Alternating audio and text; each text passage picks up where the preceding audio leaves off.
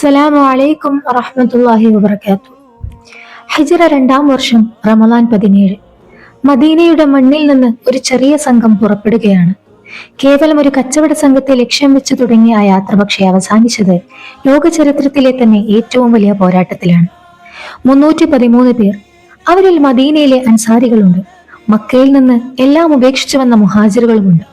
അവർക്ക് മുന്നിൽ വിധി കാത്തുവെച്ചത് തങ്ങളെക്കാൾ 3 ഇരട്ടിയിലധികം വരുന്ന സൈന്യത്തെയായിരുന്നു. ഇന്ന് ബദർ ദിനത്തിൽ ആ ചരിത്ര ഭൂമിയിൽ നടന്ന ആവേശകരമായ നിമിഷങ്ങളിലേക്ക് നമുക്കൊന്ന് തിരിഞ്ഞു നോക്കാം. ബദറിലെ മൈതാനത്തെത്തുമ്പോൾ സാഹചര്യങ്ങൾ മുസ്ലിങ്ങൾക്ക് അനുകൂലമായിരുന്നില്ല. എന്നാൽ അള്ളാഹു തന്റെ ഖുർആനിലൂടെ ആ വിജയത്തെക്കുറിച്ച് സൂചിപ്പിച്ചത് ഇങ്ങനെയാണ്: തീർച്ചയായും നിങ്ങൾ ദുർബലരായിരിക്കെ ബദറിൽ വെച്ച് അള്ളാഹു നിങ്ങളെ സഹായിച്ചിട്ടുണ്ട്. അതിനാൽ നിങ്ങൾ അള്ളാഹുവെ സൂക്ഷിക്കുക, നിങ്ങൾ നന്ദിയുള്ളവരായേക്കാം. ആ രാത്രി ആ ചെറിയ കൂടാരത്തിൽ ഇരുന്നു കൊണ്ട് നമ്മുടെ റസൂൽ കരീം സ്വല്ലല്ലാഹു അലൈഹി വസല്ലമ തങ്ങൾ തന്റെ റബ്ബിലേക്ക് കൈകൾ ഉയർത്തി വിതുമ്പിക്കരഞ്ഞു.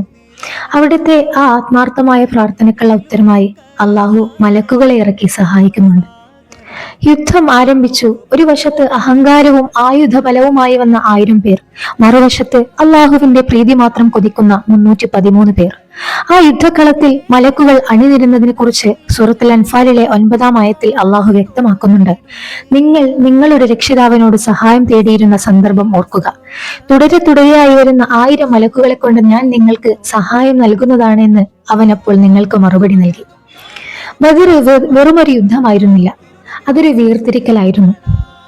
സത്യമേത് അസത്യമേത് എന്ന് ലോകത്തിന് കാണിച്ചു കൊടുത്ത യൗമുൽ ഫുർഖാൻ. അബൂജഹലിനെ പോലെയുള്ള അഹങ്കാരത്തിന്റെ പ്രതീകങ്ങൾ ആ മണ്ണിൽ വീണടിഞ്ഞു. സൂറത്തുൽ അൻഫാലിലെ 17-ാം ആയത്തിലൂടെ അള്ളാഹു വിശ്വാസികളെ ഓർമ്മിപ്പിക്കുന്നുണ്ട്: ഫലം തഖ്തുലൂഹും വലാകിന്നല്ലാഹ ഖതലഹും. നിങ്ങളല്ല അവരെ വധിച്ചത്, മറിച്ച് അള്ളാഹുവാണ് അവരെ വധിച്ചത് എന്ന്. അതായത് ആ വിജയം മനുഷ്യസാധ്യമായ ഒന്നായിരുന്നില്ല, മറിച്ച് അള്ളാഹുവിന്റെ വ്യക്തമായ സഹായമായിരുന്നു എന്ന് ചുരുക്കം. ബദർ ചരിത്രം നമ്മെ ഓർമ്മിപ്പിക്കുന്നത് വിജയം എന്നത് ആയുധത്തിലല്ല, മറിച്ച് അള്ളാഹുവിന്റെ സഹായത്തിലാണെന്നാണ്. ആ മഹാന്മാരുടെ ചരിത്രം ശരിയായ രീതിയിൽ പഠിക്കാനും അത് ഉൾക്കൊള്ളാനും അള്ളാഹു നമുക്ക് തൗഫീഖ് നൽകട്ടെ. ബദർ ശുഹദാക്കളുടെ പദവി അള്ളാഹു ഉയർത്തി കൊടുക്കട്ടെ.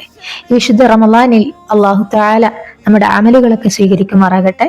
അടുത്ത എപ്പിസോഡിൽ അടുത്തൊരു വിഷയവുമായി കാണാം ഇൻഷാ അല്ലാഹ്. അസ്സലാമു അലൈക്കും വറഹ്മത്തുള്ളാഹി വബറകാതുഹു.